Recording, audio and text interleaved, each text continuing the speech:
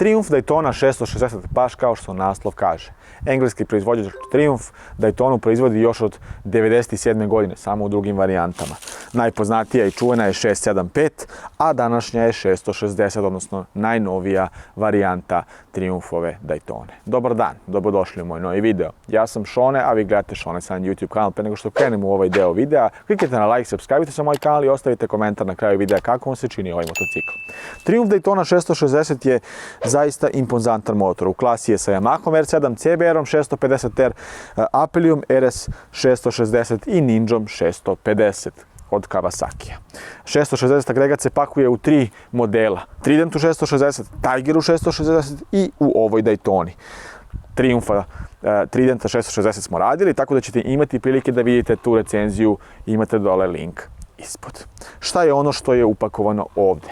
Agregat zapremljene 660 kubnih centimetara, trocilindraš redni, koji razvija 95 konjskih snaga i 69 Nm obratnog momenta. Sa svojih 95 konjskih snaga najpribližniji je Apelia RS 660, koja je možda najbolja u toj klasi, a znatno više od GSX 8R, koji sam također zaboravio, koji je također u ovoj konkurenciji od Suzukija, i Yamaha R7, od koje ima znatno više konjskih snaga. 201 kg sa svim tečnostima ne čini ga baš najlakšim, ali njegove dimenzije ga čine možda čak i najmanjim, jer zaista je onako kratak, uzan i kompaktan motor koji je prilagodljiv svakom vozaču, odnosno veoma lagan za vožnju. Zapremljena rezervoara od 14 litara pružit će vam visok stepen autonomije, pošto je potrošnja od 4 litre neke štedljive vožnje zaista nešto veoma malo, dok sa agresivnom vožnjom očekujte čak možda ispod 200 km, možda nekih 170 do 180 km.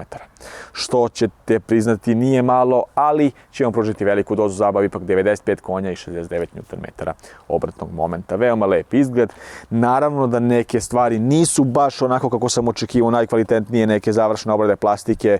Ekran je mogao možda biti malo bolji, ali ajde, nećemo da se zadržavamo na tome. Šta je ono što je upakovao novi motor? 310 mm diskovi napred, 2 komada sa ABS-om. Motor ima i kontrolu trakcije, odnosno proklizavanja. I ovde su nam Jean Jouanove, rebrendirane u Triumph kočijne čeljusti, koje su inače četvoroklipne. 210, odnosno 220 mm disk, iza kojeg zaustavlja jedna jednoklipna također Jean Jouan, odnosno Triumph rebrendirana kočijna čeljust. Kao što sam već rekao, od elektronike šta je ima, tu su i 3 moda vožnje, Sport, Rain i Road, od kojih je Sport onaj najbolji, koji dozvoljava najveći odziv gasa, i na sve to trakciju kontrole koja je dosta smanjena na odnosu na ove druge. Elektrogas, odnosno Ride by Wire je tu također, tako da je dosta agresivan pri potezanju samog gasa.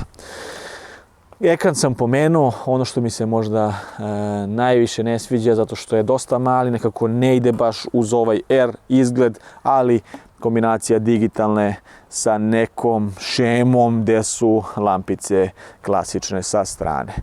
Komande i to sve nećemo ni pominjati. Visina sedenja je nešto što je veoma bitno, a to je 81 cm, te ga čini pogodnim za vozače svih rast. Sad ćete vidjeti kako meni sa mojih 185 stoji ovaj motocikl, inače veoma udoban motor. Nećemo se više zadržavati na ovim specifikacijama, jer vreme je da se provoza ovaj fantastični motocikl i ova Daytona koju sam jedva čekao. Ja sam imao prilike da kupim Daytonu 675 davno, ali evo, sad imam prilike da vozim najnoviju Daytonu. Da ne zaboravimo vešanje. Šta je od vešanja? Tu 41 mm upside down viljuška koja nema podešavanja, u pitanju je šovac pod oznakom SFF-BP i jedan šovin monošok amortizer sa podešavanjem samo predopterećenja. Vidjet ćemo kako će se to ponašati u krivinama, da li je to dobro. Možda bi bilo dobro da ima još neku opremu. Što se tiče opreme, nije baš najopremljeniji, nije da ima najbolje vešanje, ali vidjet ćemo to u sljedećem delu. Ajmo sad u vožnju.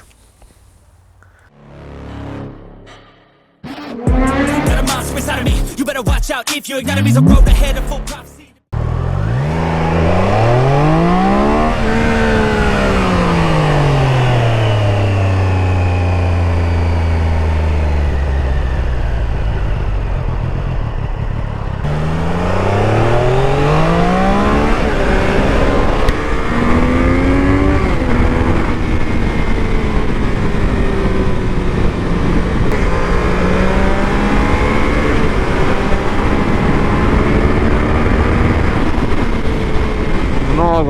motor ubrzava od 3000 obrtaja i može se reći da je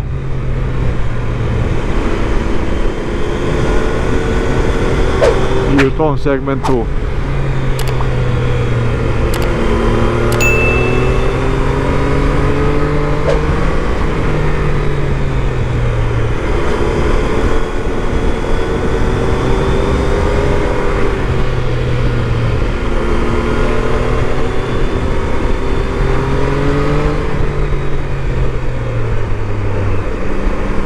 zanimljivo je da su stavili Jean Jouanove kočnice koje su rebrendirane sa Triumfovim znakom inače, ali poprilično dobro koče, mislim ne mogu kažem poprilično dobro, odlično motor koči, kako dok sam sam, tako i kada sam bio sa suvozačem uopšte nisam imao problema sa kočenjem, fenomenalno je i grize bukvalno kako treba, da uopšte nemate osjećaj nesigurnosti, odnosno da vam ne manjka osjećaj sigurnosti dok vozite brže i kroz same krivine. Najsličniji položaj vožnje mi je upravo sa GSX-8R konkurentom, kao i udobnost. Ovaj motocikl će omogućiti duge vožnje gradske, kako i van grada vožnje, koje će biti veoma udobne. Neće vam praviti neki pritisak na rukama da vam to smeta. Povišene heble koje su onako uže, možda vrlo malo od širine ramena su šire.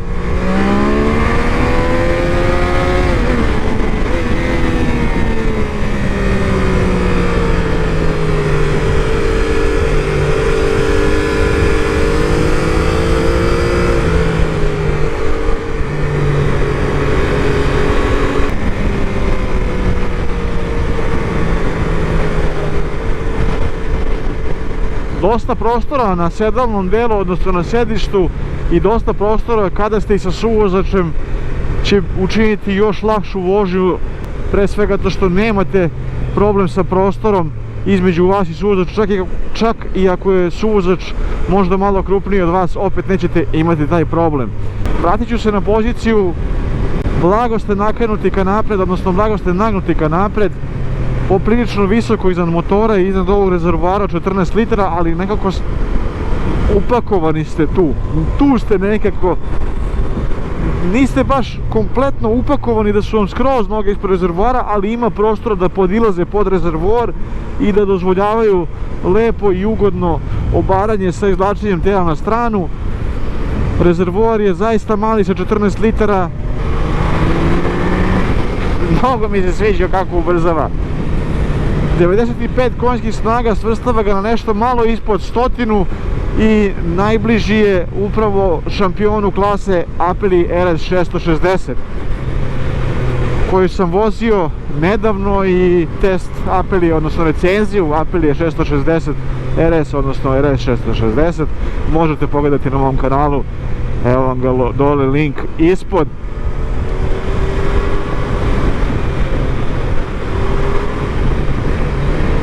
Probat ću još jednom sada dok je malo bezbednije ubrzanje dok mogu.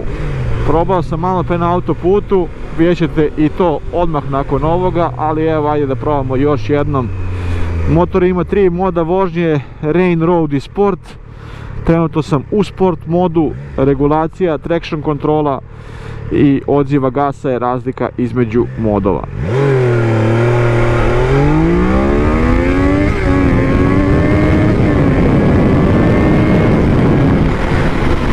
Kočenje. Šta je ovo, ljudi moji?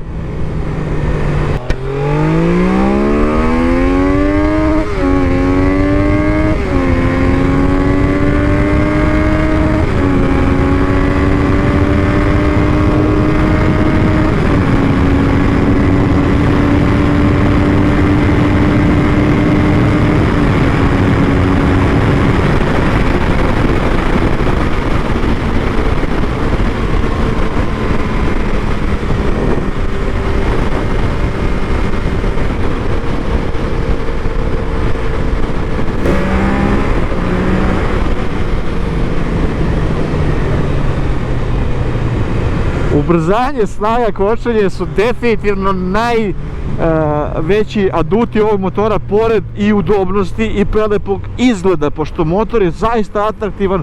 Podsjeća me na nešto između stare Daytone 675 sa prednjim krajem i nekako onako redizajniranog ostatka, s tim da je znatno manja od 675 Daytone koja je bila neprikosnovena. Moramo reći da je najveći deo zabave upravo i ubrzanje i kako se naravno vozi motor, da li je lak za vožnju. Ono što je također odlika Tridenta 660 je da se, kada već pričamo o tome, veoma lako vozi. Nećete morati da imate neko preveliko iskustvo ili neko veliko iskustvo da možete da ga vozite sjajno, fenomenalno, i ovaj motor može doći i u A2 varijanti, tako da je odlična priča za neko ko hoće da kupi da ima za A2 i kasnije ga samo otključa na puno A, što je naravno odlično, jer uz nekoliko stotina evra ćete moći da svoj motor jednostavno pretvorite u motor sa 47 konjskih snaga na 95 punih konjskih snaga.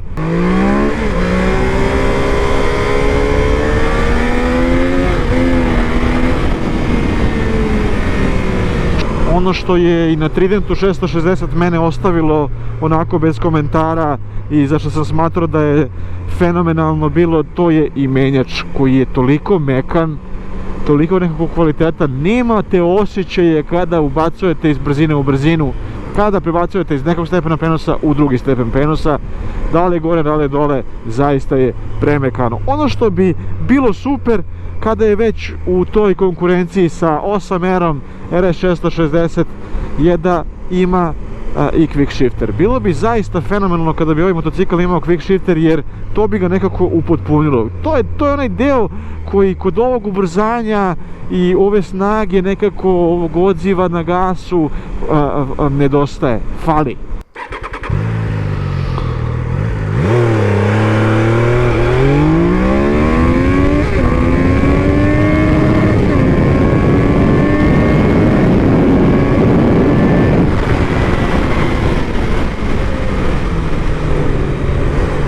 Ono što bih naveo kao manu, pošto kad već sad kočim i kočim jače, ja kočim naravno i uz doziranje zadnje kočnice kako ne bi sva težina prešla napred na vešanje potisnulo do kraja i kako ne bih otišao do đavola. Moram pomenuti da mi se ne sviđa to što nemate podešavanja vešanja, ali i ajde, to nije toliko strašno jer neka vešanja su i fabrički podešena zaista toliko dobro da je ono za moju kilažu od 85 kg to i odlično, nije previše mekano, brzina povrata opruge i tako dalje su zaista onako kako treba da budu itd. Ovdje mi se ne sviđa što je dosta mekano napred vešanje, a kada pričamo o zadnjem delu imate samo preload podešavanje, odnosno predopterećenja podešavanje, i to je nešto što će malo doprineti jer ovdje je već podešeno i malo će doprineti da motor bude još onako nekako stabilniji i tako dalje pri polasku kroz krivine, ali pri jačem kočenju se zaista osjeća to potiskivanje i osjeća se da je jednostavno premekano napred vešanje, i to je neka možda glavna zamerka za ovaj deo. Također pri polasku kroz krivine nemam baš ni definisano da je ono pravo ko strela, da je ultra precizno, a ni da je nešto mnogo neprecizno, ali ne mogu reći da je baš precizno, ne mogu reći da je baš onako kako da kažem, vrhunsko. Iako se radi o šovinom vešanju pod oznakom SFF BP, zaista taj neki deo mi je, eto, može se reći minus. Naravno, ne može biti sve odlično, vrhunski koči, vrhunski ubrzava, ima mnogo snage, ne kao RS660, ali može se reći da je odmah posle RS660, a znatno jeftiniji. Ok, i oprema se razlikuje, ali mora nešto da bude i u cijeloj priči minus. Ono što je možda problem koji će biti za visoke vozače. Ok, jeste noga pod napadnim uglom u smislu sportski položaj, što je normalno, malo su više pozicionirani fuzasteri, te ćete u tom delu, ako ste viši možda od 185-6, imati problem, što zbog napora u kolenima, što možda zbog manjka prostora. Jako je mali motor, odnosno malih dimenzija je i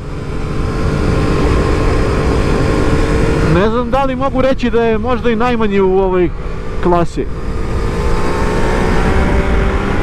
Uopšte nije lagan, ali dimenzija je nekog motora koji je možda i 400 kubnih centimetara, odnosno mogu reći da je tu negde dimenzija kao i moj 450 SR, što ga čini kompaktnim, malim. Što se tiče komande, standardne komande, kod Triumfa je jedno potezanje blicanja napred, dugo svetlo, drugo opuštanje, selekcija kroz sam meni, check dugme, odnosno za čekiranje, pokazivači pravca, mod, selektor, odnosno selekcija, brzo selektovanje modova, sirena, levo, dole, dole, desno, dugme za sva 4 pokazivača pravca, što me mnogo nervira, i naravno kill i start switch, odnosno prekidač za startovanje i gašenje motora.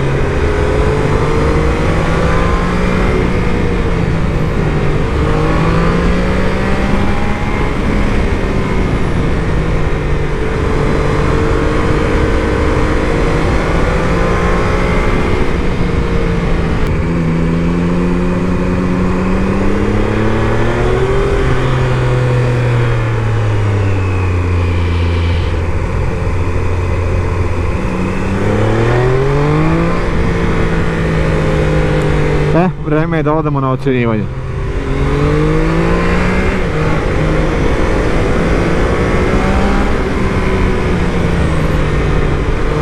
Ono što ću najviše pohvaliti vezano za ovaj motocikl su ubrzanje, snaga, pa i kočenje iskreno. Ubrzanje od 3000 do 11.000 obrta je neverovatno, zaista sjajno ubrzava.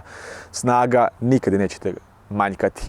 U 6. stepenu prenosa na autoputu sa suvozačem nemam problem da od niskih obrta ja ubrzam toliko da pretičem bilo koje vozilo ili da ubrzam koliko mi zaista i treba bez da promenim stepen prenosa u jedan niži, što je naravno fenomenalno i što je veoma pohvalno. Snaga i ubrzanje dobiju ocene 5 od 5, a baš kao i snaga i ubrzanje kočenje je fenomenalno. Jean Jouan kočnice vršile su zaista vrhunski svoj posao. Kao da je neki onako prvoklasni Brembo, iako je firma Jean Jouan pod vlasništvom Bremba. 5 od 5 definitivno ide i za kočenje. Šta su one zamerke? Vetar, on će vam udarati na autoputu pedalovrata, koji neće biti baš neosetan. Nekako dosta mali i kratak motorić, te ćete kao visok vozač ili viši vozač, posebno s ovim povišenim fuzasterima, imati možda malo problema da vam ovaj motor izgleda malo ili jednostavno da imate taj neki napor. Rezervoar od 14 litara pri nekoj agresivnoj vožnji daće vam autonomiju od svega 170 km, što uopšte nije baš nešto veoma pohvalno, ali pri nekoj štedljivoj vožnji daće vam autonomiju od 350 km, abnormalna razlika u potrošnji kada se gazi i kada se štedi. 3 moda vožnje pružit će vam neverovatan osjećaj ako ste početnik i varijanta A2 također značit će i za početnike. Najveća pohvala je također i za udobnost. Preudoban motor koji pruža dosta prostora kako za vas i za suvozača i pruža dosta onako laganu vožnju, te ćete moći da se uputite na nekoliko stotina kilometara sa njim bez da ih bukvalno osetite. Vešanje nije baš najsjajnije i dobit će ocenu možda 3 od 5. Zašto? Zato što u fabričkim podešavanjima, iako je šova koja uopšte nije najosnovnija neka basic varijanta, ovdje je previše mekana napred i to će vam možda biti problem i taj neki osjećaj da jednostavno nemate osjećaj potpune preciznosti i sigurnosti kroz prolaska kroz krivine. Ne baš sigurnosti, ali nemate taj nedefinisani osjećaj bukvalno. Ali ocena 3 od 5 je nešto što je za to. Upravljivost je fenomenalna, te će vozačima koji nemaju iskustva biti jako lagan za upravljanje, također u kombinaciji sa ovim fenomenalnim mjenjačem koji je toliko mekan, toliko nekako dobar i kvalitetan kada povratnu informaciju vam daje, jednostavno on će vam onako ulivati poverenje i olakšavati vožnju, možda fali quick shifter. I impozantan izgled, neobičan, atraktivan i redak motocikl je nešto što je opis ovog motora. Ajde kad već pričamo o tome šta je još zamerka, zamerka su i retrovizori koji se bukvalno pomeraju toliko lagano da na autoputu pri velikoj brzini mogu da vam se vrate unazad. Maksimalnu brzinu koju smo ostvarili bila je negdje oko 220 km/h, što uopšte nije malo, ali eto, čisto da i to naglasimo. Kako samo čini ovaj Daytona 660, meni je bila zaista onako fenomenalna i bilo mi je drago da sam je provozao. Nisam imao ne znam koliko vremena da je vozim, ali za ovih 150 km koliko sam prešao s njom, zaista sam, mislim, imao prilike da ostavim sve ono što je važno i ono što i treba. Ako vam se vidio ovaj klip, kliknite na like, subscribe se moj kanal, vama je to sekunda, ja sam odvojio toliko vremena da snimim ovaj video, najmanje što možete uraditi da se kliknete na taj subscribe i da kliknete na taj like, ostavite komentar, a mi se vidimo u sljedećem testu. To je bilo to, stay strong. Tebra.